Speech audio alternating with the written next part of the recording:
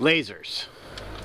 Put them on the side, put them on the top, put them on the bottom. Which is best and which is the absolute worst? Spoiler alert, it's this one.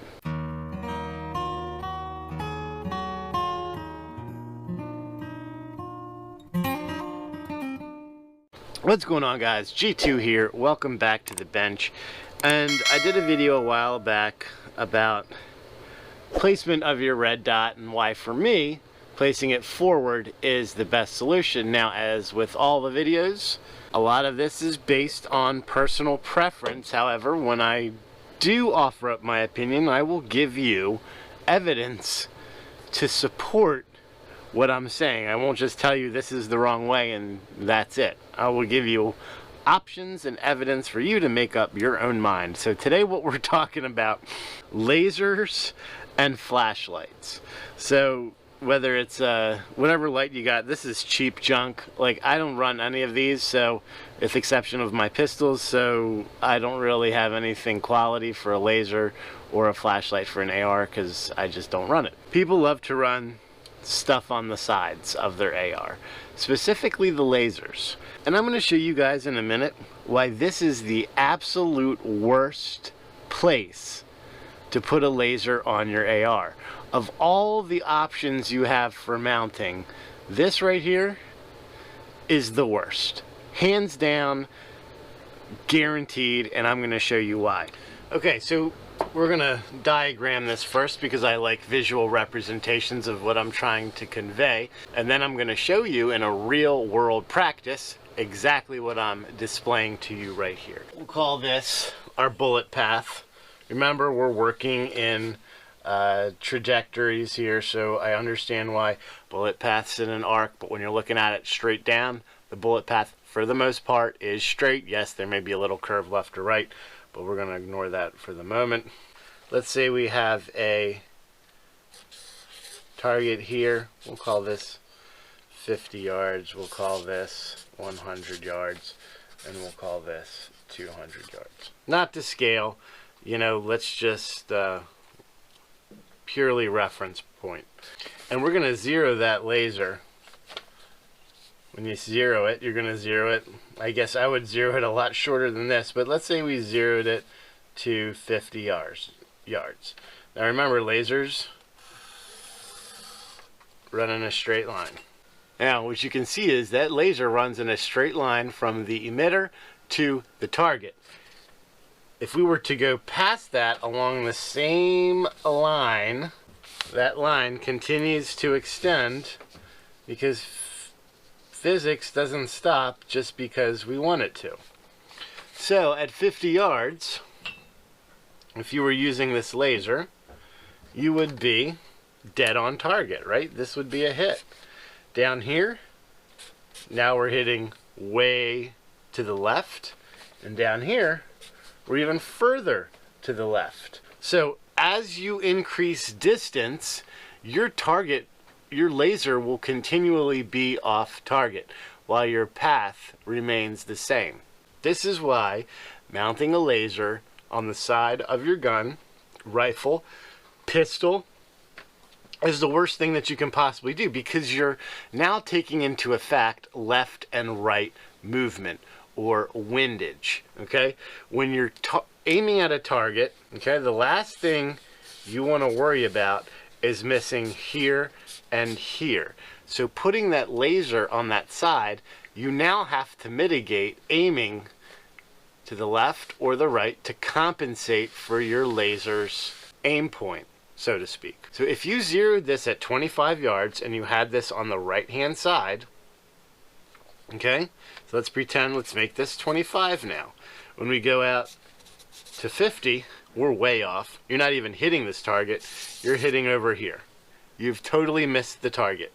Now if you're, let's say, at 10 yards, right? So 10 yards here, now we've missed it over here.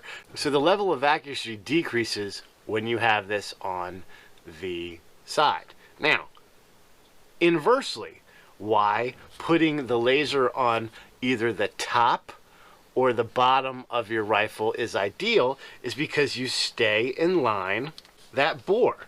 So your laser will now, we're going to be orange, will now continue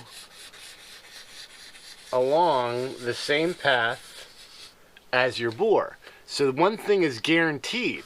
You're always going to be in this alignment. As you change distances, yes, it will move down or up depending on how far or how close you are. But here's the good thing. When you're aiming at a target, your typical target is about 3 feet wide. There's a lot of room for error, a lot of margin for error here. But when you're looking at a target from head to, let's say, groin, you've now increased that to, let's call it 5 feet on average. That's a much larger target for you to hit. So when you're trying to shoot quickly at 10 yards, 25 yards, if you aim center mass, you could be hitting up here, up here, up here. You're gonna get hits on target, okay? All you're worrying about is up and down, not left and right, which will put your shots on target quicker inside that area where we want to be hitting. You're not worrying about missing left or right. Left or right is horrible. Up and down, you can mitigate that much easier than you can left and right. Okay, so we're about 5 feet away here. I'm going to turn the laser on and you'll see we are right on the target. Now I'm going to back up 5 feet roughly. And you can see, look how far we've already come off of that target in 5 feet. Now I'm going to go back another 5 feet. And now look at the distance. As you continue to go back, the distance grows. So as we come closer, watch these two come together until we are back to our quote-unquote zero. Now, all right, so here we are. We are about 5 feet away. You can see even with this, we're sitting about 1 inch high. Okay, so we're going to back it up 10 feet.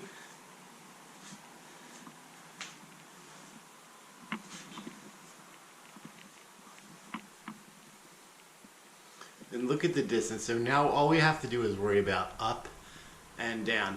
So even at this close distance, you're still going to get good hits on target, as opposed to if you had them the other way where the green dot is to that side, where you would completely miss your target. Well guys, I know it wasn't the best example or the best way to show it, but I think it proved the point that I was trying to make as to why you never mount your lasers on the side. Do it in the line of your bore vertically, not horizontally. Now when it comes to flashlights, on the side is perfectly fine. There is no issue with any of that because the beam is going to spread out as you go. So the last thing you want to worry about when you're shooting under stress, the laser is supposed to provide you with that confidence. So knowing that your follow-up shots just need to be up and down is a lot easier to navigate and to mitigate than if you're missing left to right. Okay? So I'm going to leave you guys with that. Ultimately, the decision is up to you, but if I were you, I wouldn't put it on the side. It's the same reason we don't put optics on the side of our rifles. Until next time, make sure that you're practicing safe weapons handling at all times and treating every weapon as if it was loaded. God bless America. G2 out.